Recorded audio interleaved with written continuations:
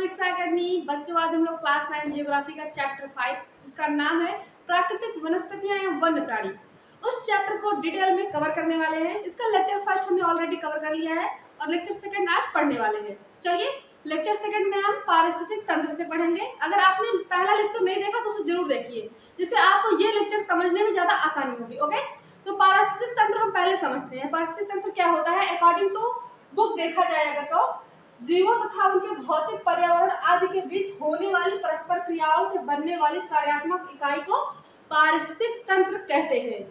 ये हिंदी कुछ ज्यादा टफ हो गई, आई होप आप लोगों को समझ में नहीं आया होगा, लेकिन अभी इसको और इजी तरीके से समझाते हैं। देखिए क्या कह रहा है, जीवों तथा उनके भौतिक पर्यावरण। जैसे मान लीजिए कि जीव है, जीव में कौन आएंगे? पौधे, पेड़ पौधे, पशु, सूक्ष्म जीव तथा उनके भौतिक पर्यावरण यानी उसके उनके आसपास की जो चीजें हैं। ओके, जल, वायु, मिट्टी, प्रकाश आदि के बीच होने वाली परस्पर क्रिया।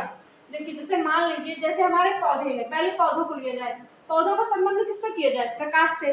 पौधे हैं, प्रकाश, सूर्य का प्रकाश लेते हैं और अपना भोजन बनाते हैं। ओके, फोटोसिंथेसिस के थ्रू, आप लोगों को पता होगा।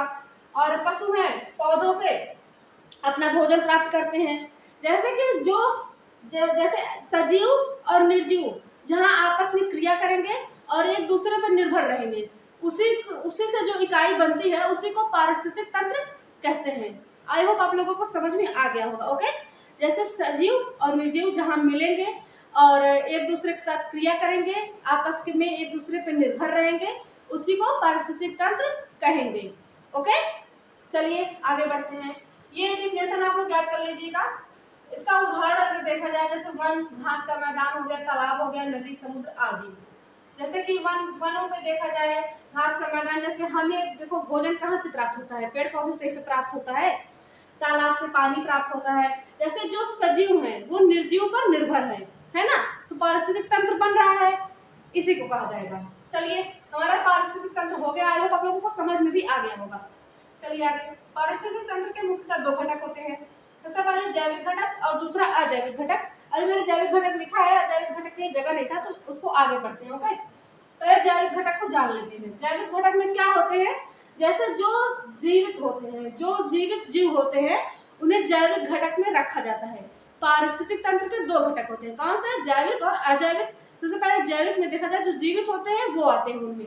ओके, जैसे कि इनमें सबसे पहले उत्पादक होते हैं, जैविक में जो जिंदा होते हैं उत्पादक। जैसे कि इनमें हरे भरे पेड़। सबसे बड़े उत्पादक अगर देखा जाए कंज्यूमर कौन है?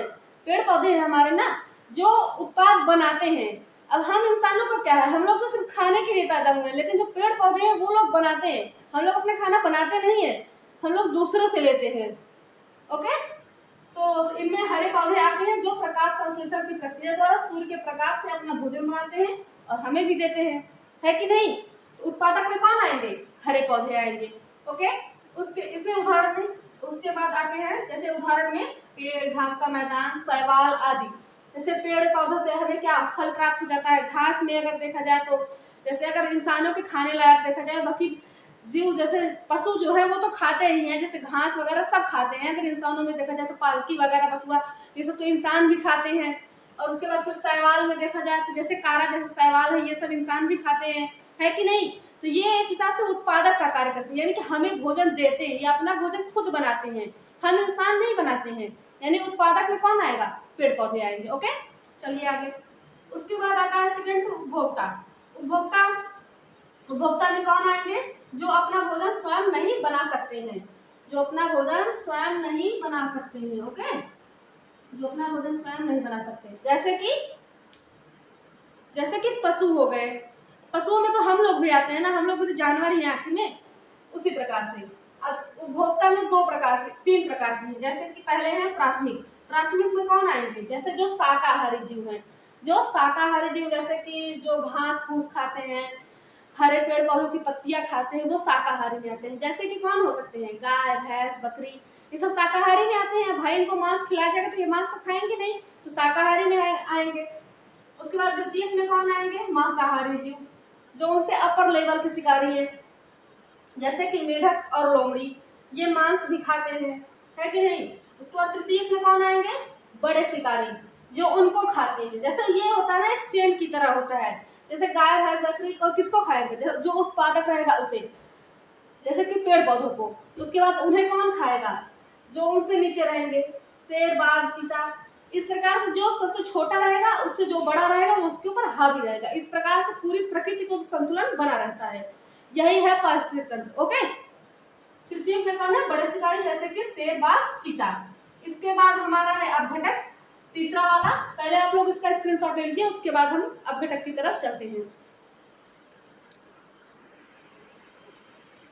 हाँ तो बच्चों, हम लोग चलेंगे अपने अगले टॉपिक की तरफ, जो कि है अपघटक, जो जैविक घटक का पार्ट है।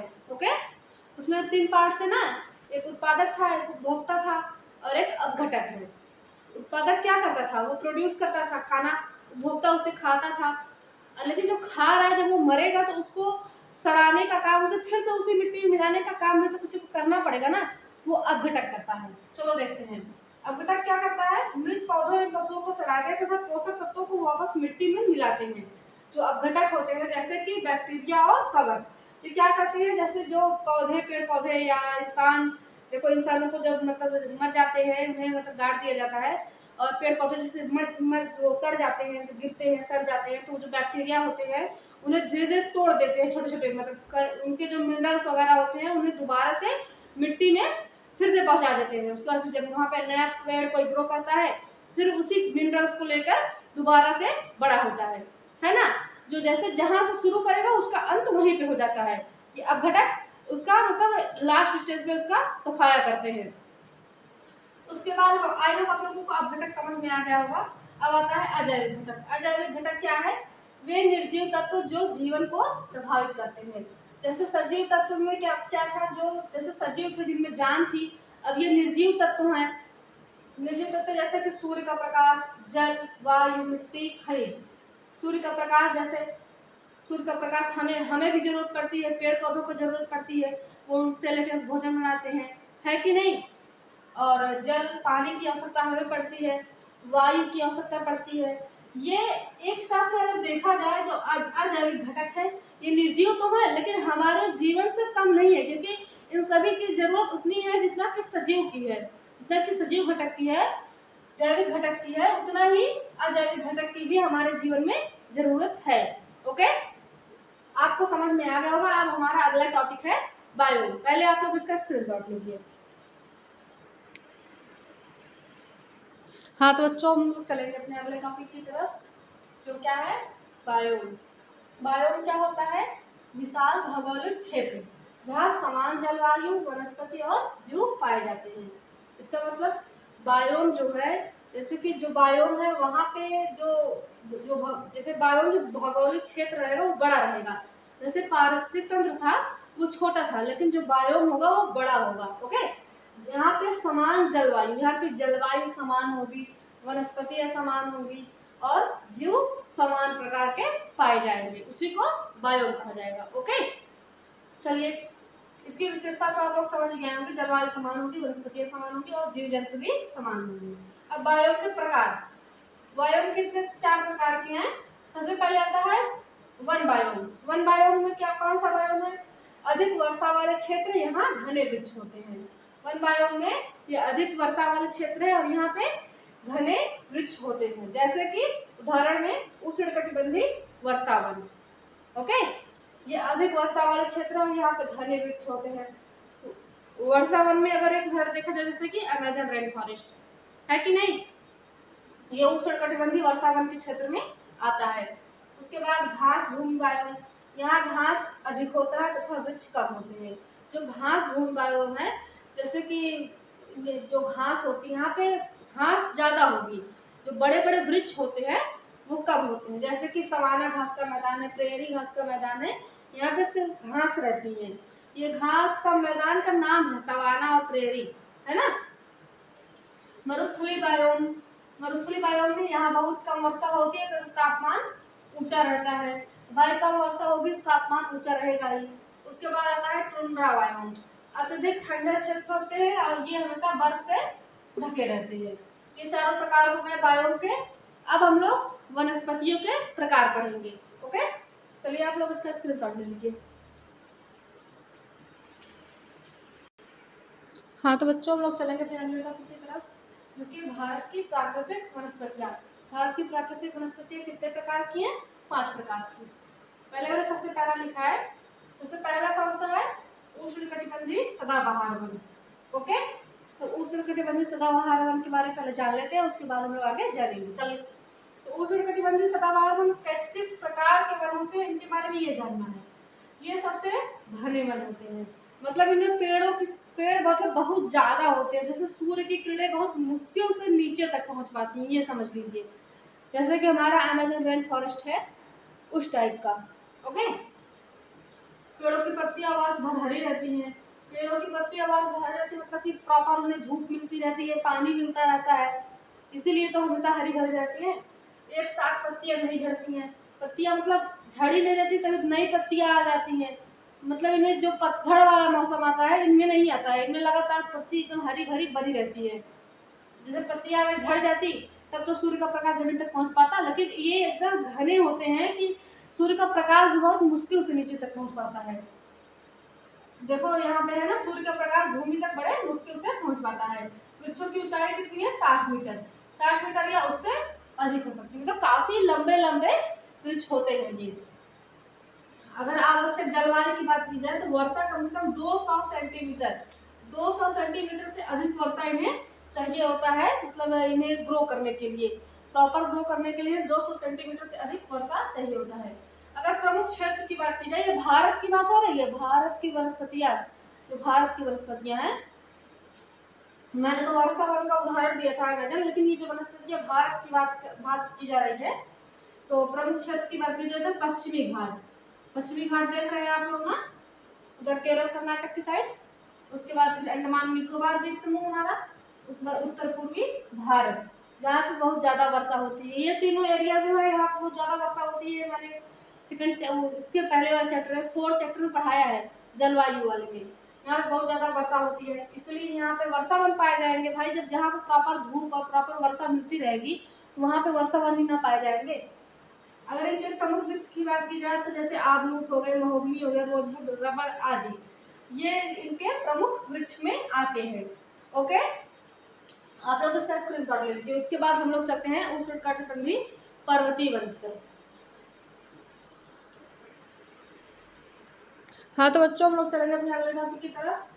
ये दूसरा प्रकार है हमारे वन का। हमारा एक था उष्णकटिबंधीय सदाबहार वन, अब दूसरा है उष्णकटिबंधीय पर्वतीय वन। ओके, पर्वतीय वन है ये। इनकी विशेषताएं क्या है?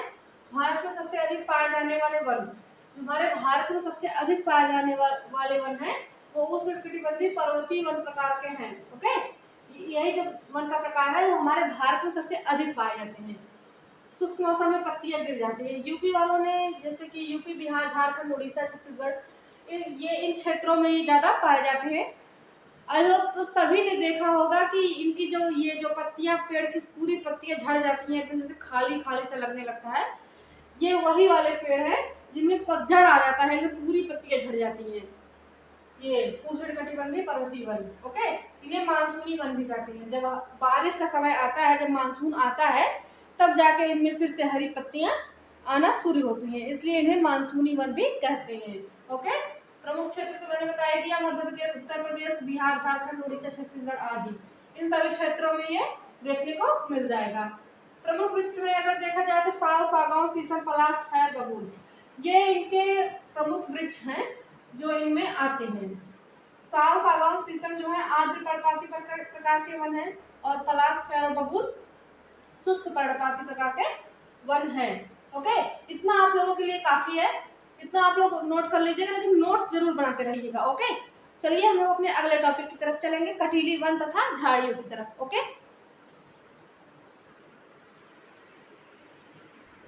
हाँ तो बच्चों, हम लोग चलेंगे अपने तीसरे वनों के प्रकार में, जो कि कटीले वन तथा झाड़ियाँ। कटीले वन तथा झाड़ियाँ, ये हमारा तीसरा प्रकार है। आप लोग पहले उसको पांचों को एक लाइन में लिख लीजिएगा, उसके बाद बारी बारी से करके उसका नोट्स बनाइएगा। हाँ, नोट्स जरूर बनाइएगा, अलग से नहीं। जो लिख रहे हैं उसे साफ और क्लियर लिखिए, जिससे दोबारा उसे बनाने की जरूरत ना पड़े। लेकिन आपको जरूरत दोबारा देखने की पड़े तो ऐसा ना हो कि आप अपनी हैंड राइटिंग न पहचान पाए। ओके, चलिए, विशेषता क्या है कटीले वन तथा झाड़ियों की? कम वर्षा वाले क्षेत्रों में पाए जाते हैं। अब भाई कटीले होते हैं, आप लोगों ने देखा होगा, जैसे राजस्थान के एरिया में देखिए जहाँ मरुस्थलीय क्षेत्र है वहाँ पे वर्षा कम होती है, तो वहाँ पे कटीले वृक्ष पाए जाते हैं, है ना, क्योंकि वहाँ पे वर्षा कम होती है। तो कम वर्षा वाले क्षेत्रों में कटीले वन तथा झाड़ियाँ पाई जाती हैं। पौधों की जो पत्तियां होती हैं या तो छोटी हो जाती हैं या तो वो कांटे में बदल जाती हैं। सोचिए कोई अपने सरवाइव करने के लिए कितना ज्यादा अपने आप को चेंज कर रहा है। ये जो पेड़ होते हैं ये मतलब सिर्फ और सिर्फ जिंदा रहने के लिए ही अपनी पत्तियों को छोटा कर लेते हैं, क्योंकि जब ये बड़े रहेंगे तो भाई इनमें से जो वाष्पोत्सर्जन हो रहा है पानी का बहुत ज्यादा होगा, तो पानी तो इन्हें मिल नहीं पाता, क्योंकि पानी तो ज्यादा मिलता नहीं है। तो ज्यादा बड़ी रहेंगी पत्तियां, ज्यादा पानी निकलेगा तो ये सूख जाएंगे ना, इसलिए इनकी जो पत्तियां वो कांटे में बदल जाती हैं जिससे बहुत कम पानी निकले। ओके, जड़ें लंबी होती हैं ताकि गहराई से पानी प्राप्त कर सके, लेकिन जो इनकी जड़ें होती हैं वो काफी अंदर तक होती हैं। और नॉर्मल वृक्ष जैसे कि आप लोगों ने देखा होगा, जैसे जो पेड़ पौधे जैसे जहाँ पे बहुत ज्यादा पानी रहता है वहां पे उगते हैं, उनकी जड़ें बहुत छोटी छोटी पतली पतली रहेंगी। जैसे घास वगैरह देख लीजिए, बहुत छोटी पतली, ज्यादा नीचे तक नहीं रहेंगी। लेकिन जो कटीले होते हैं जो बहुत सूखे स्थानों पर रहते हैं, वो बहुत ज्यादा मजबूती से अगर उनको उखाड़ो फिर भी नहीं निकलते। क्यों? क्योंकि उनकी जो जड़ें होती है काफी अंदर तक होती है, क्योंकि उन्हें पानी लेना होता है, क्योंकि ऊपर से तो पानी मिल नहीं रहा है, तो कहीं ना कहीं से तो पानी चाहिए ही, इसलिए। ओके, आवश्यक जलवायु में अगर देखा जाए 70 से 200 सेंटीमीटर तक इन्हें वर्षा की आवश्यकता होती है कम से कम। प्रमुख क्षेत्र जैसे कि राजस्थान, गुजरात तथा पंजाब के जो कुछ शुष्क क्षेत्र हैं उनमें ये देखने को मिल जाते हैं। ओके, प्रमुख वृक्ष में बबूल हो गया, खेजड़ी हो गया, कैक्टस हो गया, खैर ये 3-4 प्रकार के मैंने लिखे हैं, और भी होते हैं, लेकिन ये आप लोग याद करने के लिए, मान लीजिए अगर आपके एग्जाम में रहता है ये 5 प्रकार के जो प्राकृतिक वनस्पतियां, इनके 5 प्रकार पूछ लिया, तो जब आप लोगों को नाम पता रहेगा तो उससे आप लोगों को याद आएगा, हाँ वो वर्षा वन था, वो पर्वतीय वन, ये कटीली झाड़ियां हैं, इनके बारे में थोड़ा बहुत पूछ लेंगे। ये राजस्थान गुजरात में पाई जाती है, ये तो आपको पता ही है, मरुस्थलीय क्षेत्र है तो वहाँ पे कम वर्षा होती है ना। और वहाँ पे पेड़ कौन से उगते हैं? कांटे नुमा पेड़ उगते हैं, जैसे कि बबूल हो गया, आप लोगों को पता होगा, कैक्टस हो गया। ये 2-4 एग्जाम्पल तो आप लोग लिख ही सकते हैं, है कि नहीं। चलिए हम लोग पर्वतीय वन की तरफ आगे बढ़ेंगे। उसके बाद हमारा एक और है मैंग्रोव वन। पहले आप लोग इसका स्क्रीनशॉट ले लीजिए तब देखते हैं। हाँ तो बच्चों हम लोग जो कि है पर्वतीय वन, ये चौथा हमारा वन का प्रकार है। तो एक और बचा है, इसके बाद हमारा ये लेक्चर खत्म होने वाला है। आई होप अगर आप लोग अभी तक देख रहे हैं इसका मतलब है कि आप लोगों को समझ में आ रहा है। ओके, चलिए बड़े रहिए हमारे साथ, बस थोड़ा सा और बचा है। चलिए सबसे पहले पर्वतीय वन के बारे में जान लेते हैं। इसकी विशेषताएं क्या क्या है? ऊंचाई बढ़ने के साथ वनस्पतियां बदलती रहती हैं, तापमान कम होता जाता है, क्योंकि आप लोगों को पता है जैसे हम ऊंचाई पे जाएंगे तापमान गिरता जाता है। अधिक ऊंचाई पर वृक्ष छोटे होते जाते हैं, जब अधिक ऊंचाई पर जाएंगे तो वहाँ पे छोटे वृक्ष मिलेंगे, समझ गए। जैसे आप लोगों ने देखा होगा कि वो एक वो आता कार्टून नहीं आता, अरे लखा वाला, उसमें जो 2 भालू होते हैं, उसमें जो वृक्ष होते हैं ऐसे, वहाँ पे ऐसे रहता नहीं कि हमेशा बर्फ जमी रहती है, वहाँ पे ऐसे शंकुधारी वृक्ष होते हैं जो काट काट के लखा गिराता है, वो उस टाइप का जो वृक्ष देखने को मिलता है वही वृक्ष है शंकुधारी वृक्ष, उन्हीं को कहते हैं। ये पर्वतीय एरिया में पाए जाते हैं, समझ गए आप लोग। चलिए आवश्यक जलवायु, ये ठंड और नम जलवायु में पाए जाते हैं। अगर ऊंचाई की बात की जाए, ऊंचाई लगभग कितनी, पेड़ों की ऊंचाई की बात नहीं हो रही है, मतलब जमीन से कितनी ऊंचाई पे, 1000 से 3600 मीटर या उससे भी अधिक ऊपर वाले एरिया पे जो पेड़ होते हैं उनकी बात की जा रही है। पर्याप्त वर्षा और कम तापमान, इनकी ये विशेषताएं होती है। अब प्रमुख क्षेत्र की बात की जाए, जैसे कि जो पहाड़ी इलाके हैं, जैसे कि जम्मू कश्मीर हो गया, हिमाचल हो गया, सिक्किम हो गया, अरुणाचल प्रदेश हो गया, उत्तराखंड हो गया हमारा, जैसे जो घूमने लायक जगह है, जो हम लोग चाहते हैं कि हम लोग वहाँ घूमने जाएं, इस तरीके से याद रखिए, जहाँ हम लोग चाहते हैं कि हम लोग घूमने जाएं, जैसे पहाड़ी एरिया होते हैं बहुत अच्छे लगते हैं, उन्हें कहते हैं, समझ रहे हैं। वहाँ पे पाए जाते हैं पर्वतीय वन, क्योंकि वो पर्वत पे होते हैं, उन्हें क्या कहा जाएगा? पर्वतीय वन। प्रमुख वृक्ष में कौन आते हैं? जैसे कि चीड़, देवदार, फर, स्प्रूस, ओक, चेस्टनट आदि ऐसे बहुत से वृक्ष हैं जो हमारे पर्वतीय वनों में आते हैं। ओके, हमारा अभी एक और वन का प्रकार बचा हुआ है मैंग्रोव वन। आई होप आप लोगों को समझ में आ गया होगा। उसके बाद हम लोग मैंग्रोव वन पढ़ेंगे, उसके बाद हमारा ये लेक्चर खत्म होगा क्योंकि ये लॉन्ग हो रहा है। ओके, हाँ तो बच्चों हम लोग चलेंगे अपने लास्ट टॉपिक की तरफ, जो हमारा 5वां वन का प्रकार है मैंग्रोव वन। मैंग्रोव वन क्या होते हैं आप लोगों ने आई होप अभी तक नहीं सुना होगा। वैसे मैंग्रोव वन जो होते हैं खारे पानी में उगते हैं और दलदली भूमि में उगते हैं। हमारे यहाँ वैसे हर जगह नहीं है ये मैंग्रोव वन, खारे पानी में है, मतलब कि समुद्र के आसपास, समुद्र के किनारे है कि नहीं, ज्वार भाटा वाले क्षेत्रों में पाए जाते हैं। इनकी जड़ें जो होती हैं जमीन से बाहर निकली जाती हैं। जो जैसे नॉर्मल पेड़ों को देखा होगा आपने, जैसे नॉर्मल पेड़ अगर होते हैं जैसे उनकी जड़ें रहती है जैसे वो जमीन के अंदर जाती है ना, लेकिन जो मैंग्रोव वन होते हैं उनकी जड़ें ऐसे जमीन से बाहर निकली जाती है, ऐसे ऐसे करके बाहर निकली जाती है। क्यों निकली जाती है? और इन्हें श्वसन मूल कहते हैं। क्यों? क्योंकि ये दलदली एरिया में उगते हैं, तो दलदली एरिया में उगते हैं तो इन्हें ऑक्सीजन प्रॉपर मिल नहीं पाता, इसलिए देखो कभी कभी पेड़ लगाया जाता है तो जो बड़े बुजुर्ग होते हैं वो लोग कहते हैं ना, जैसे अगर हम लोग ऐसे मस्ती में ऐसे पेड़ लगा के उसको पूरा ऐसे लीप देते हैं, पूरा एकदम अच्छे सोचते हैं ऐसे पूरा प्लेन कर दे तो ज्यादा अच्छा लगेगा देखने में, लेकिन उसमें प्रॉपर ऑक्सीजन जा नहीं पाता है, इसलिए बोलते हैं कि जैसे उसे पूरा एकदम वो मत करो, मिट्टी थोड़ा उठी रहेगी तो उसमें ऑक्सीजन जा पाएगा। उसी प्रकार से जो दलदली एरिया होता है उसमें ऑक्सीजन जो है पूरे तरीके से जा नहीं पाता है, इसलिए जो पेड़ होते हैं मैंग्रोव वन होते हैं उन्होंने देखो अपने सर्वाइवल के लिए कितना अच्छा मतलब कंडीशन चूज किया है। वो उनके जो मूल है यानी कि जड़ है वो खुद ही बाहर आ गए हैं। क्यों? बाहर से श्वसन करने के लिए, वो वहां से बाहर से कार्बन डाइऑक्साइड लेते हैं। ओके, हवा लेने के लिए मतलब खुद बाहर आ गए हैं। उनकी जड़ें, अभी तक तो जड़ें जो होती हैं वो ग्रेविटी की तरफ ही जाती थी, लेकिन ये एंटी ग्रेविटी डायरेक्शन में चलती हैं मैंग्रोव वन की जो जड़ें होती हैं। ओके, प्रमुख वृक्ष में कौन आते हैं? सुंदरी, केवड़ा, राइजोफोरा, नारियल आदि। मैंग्रोव वन के बारे में अगर आप लोगों को और डिटेल में जानना है तो उसका गूगल या फिर ऐसे करके देख लीजिएगा, ये बहुत ही अच्छा टॉपिक है। मैंग्रोव वन के बारे में चेक करिएगा। प्रमुख क्षेत्र कहाँ कहाँ ये पाए जाते हैं, ये देखिए। महानदी डेल्टा, डेल्टा अभी मैंने थर्ड लेसन में ड्रेनेज में पढ़ाया है अफवाह में, आप लोग देख लीजिएगा। डेल्टा आप लोगों को ना पता हो, जैसे जो समुद्र के पास का एरिया होता है, जैसे नदी जहाँ जाती है फिर समुद्र के पास जो है बड़ा सा एरिया बनता है, उसके बाद जाके गिरती है ना, वहीं पे डेल्टा बनता है। मैंने डिटेल में समझाया है तीसरे लेसन में, तो देख लीजिएगा। महानदी डेल्टा के पास जो कि उड़ीसा में है, फिर गोदावरी डेल्टा जो कि आंध्र प्रदेश में, फिर पिछड़ा डेल्टा आंध्र प्रदेश, कावेरी डेल्टा तमिलनाडु, फिर अंडमान निकोबार द्वीप समूह, ये इन क्षेत्रों में मैंग्रोव वन जो है हमारे पाए जाते हैं। ओके, नोट में अगर देखा जाए तो सुंदरवन भारत का सबसे बड़ा मैंग्रोव क्षेत्र है। सुंदरवन जो पश्चिम बंगाल में है हमारा सुंदरवन, यहाँ पे सुंदरी वृक्ष पाए जाते हैं। सुंदरी नाम की जो वृक्ष है उनकी वजह से इनका सुंदरवन नाम पड़ा है। सुंदरवन जो है भारत का सबसे बड़ा मैंग्रोव क्षेत्र है, इनके मैंग्रोव वाले जो वन है वो सबसे ज्यादा यहाँ पे पाए जाते हैं। ये तटीय कटाव, जैसे जैसे कि नदियां बह रही हैं, ऐसे मान लीजिए नदी राजस्थान में जा रही है, अगर मान लीजिए बाइक में इधर घूम गई, जब ये जो पेड़ होते हैं ना, जो पेड़ होते हैं ये मतलब उनसे सुरक्षा प्रदान करते हैं, जिससे ज्यादा अंदर ना जाने पाए। तटीय कटाव से भी सुरक्षा करते हैं, चक्रवातों से सुरक्षा प्रदान करते हैं मैंग्रोव वन जो होते हैं। ओके, हमारा ये लेक्चर यहीं पे खत्म हो गया है। अब हमारा इस चैप्टर में सिर्फ एक टॉपिक बचा है, वन्य प्राणी।